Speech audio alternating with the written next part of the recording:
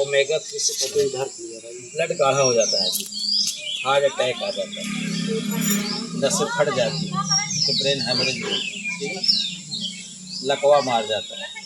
तो ये टेबलेट देने से वो बीमारी नहीं कोई तो ठीक हो जाए। गठिया में भी बहुत अच्छा है। अश्वगंधा शिलाजीत हो गया, इसको खाने से मसल्स मजबूत हो जाती है, हड्डियाँ मजबूत होती हैं, तो आदमी घोड़े के जैसा रेस लगा सकता है। अश्वगंधा शिलाजीत से क्या होता है, ब्लड पतला होता है, ब्लड सर्कुलेट करता है, ठीक है ना। तो ये लहवती ये ब्लड बालों के शैम्पू आता है, तेल आता है और टेबलेट आता है।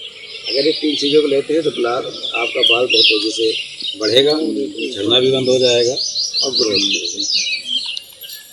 हर्बल प्रोटीन पाउडर, ये बच्चों के लिए प्रोटीन का है। ये जो बॉडी बिल्डर से दुबले पतले व्यक्ति हैं वो बॉडी